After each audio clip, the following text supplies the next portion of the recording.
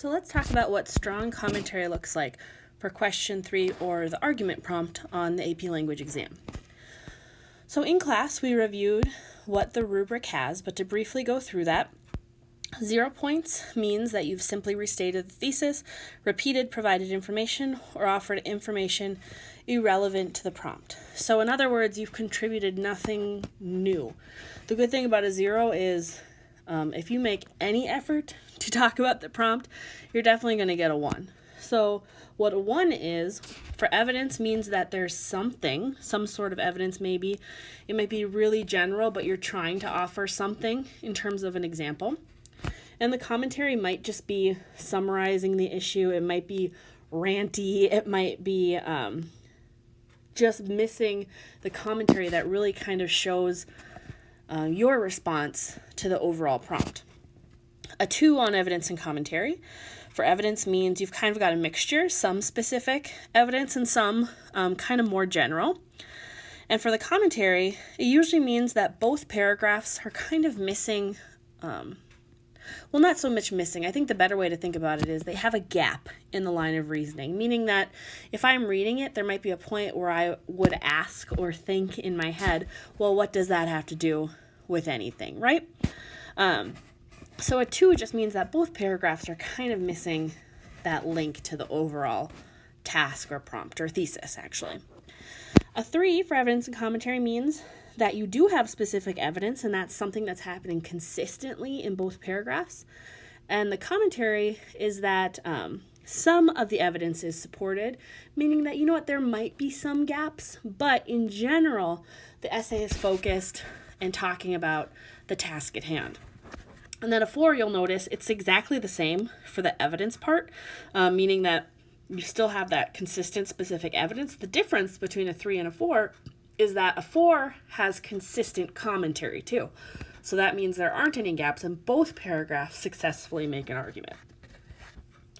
So the prompt on here is the creativity one that we looked at in class. Just to remind you, looking at the very last sentence of this, it says, write to your school board explaining what you mean by creativity and arguing for or against the creation of a class in creativity.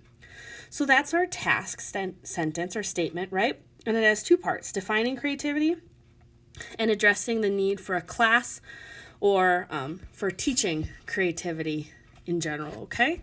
So what we're going to do is we're going to look at 3 separate paragraphs. They all have the same claim statement, but one is a novice, one is a partially proficient, and then one is a proficient body paragraph that doesn't have any of those gaps and would pass. So let's see the difference. Our first paragraph is the novice one. So the claim is, a class in creativity would create unnecessary stress for students. Good claim. But then it says school is already hard enough. Students don't need to add one more thing to their plates. I'm tired of school adding new expectations. So in this case, if we're looking at the 1 on the rubric, this hasn't provided any evidence, really. It's very general. And also, it's not necessarily just a summary, but it's kind of more just a vent, right? We can tell that this kid is frustrated, but their commentary is not focused on the task at hand, which is the creation of that class. So 1, the evidence is too general, and 2, there really isn't much connection to the task as to whether there should or shouldn't be instruction of creativity. So let's look at the same claim, but as a partially proficient paragraph. So a class in creativity would create unnecessary stress for students. Same claim. But then it says, school is already hard enough. Students don't need to add one more thing to their plate. I have been in classes that asked me to do something creative and felt awful when I couldn't. This shows that requiring a class in creativity would hurt students. So this one still has a good claim, right? And it has a better attempt at evidence. It's talking personal experience, right? Our E of our SHORE acronym is talking about bringing in personal experience. And they do that in here. They talk about how they had a bad experience or have had bad experiences trying to be creative. But overall, that's a pretty general example. But it's getting closer to being specific. And then it does have a connection to task, because the last sentence says, this shows that requiring a class in creativity would hurt students. However, the gap is happening between that last sentence and the third sentence. They express that personal experience, right? I've had classes that made me feel awful. period. Therefore, there shouldn't be a class. That's a pretty big jump between those two thoughts.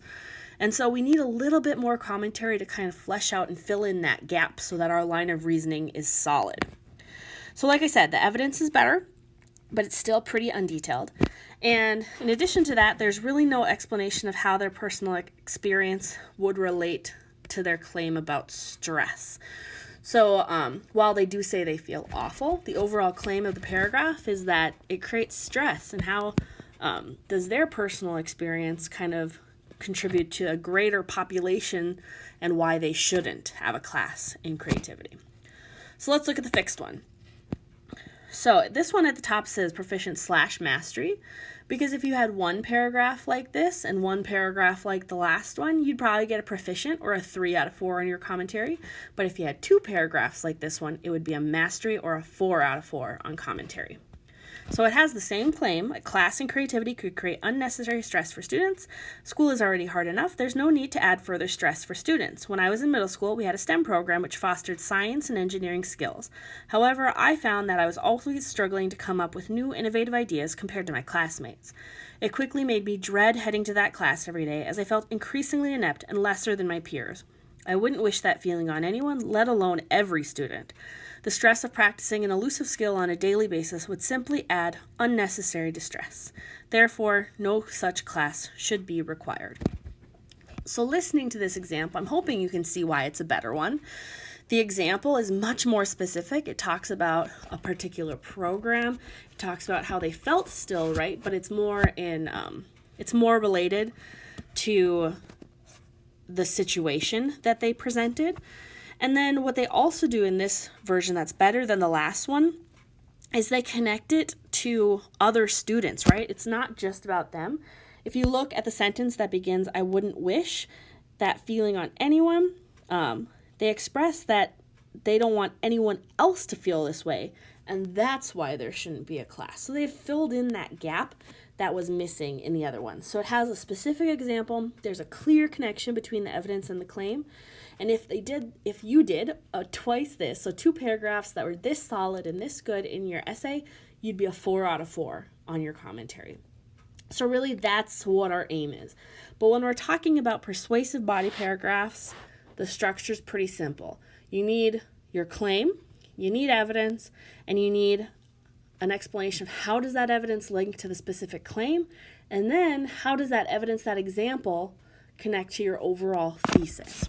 So for this, if you look at this, it's going to look a lot like our analytic body paragraphs, right? But a persuasive paragraph is just kind of doing something a little bit different with the claim, because we don't need a technique, right? Instead, we're just making an argument.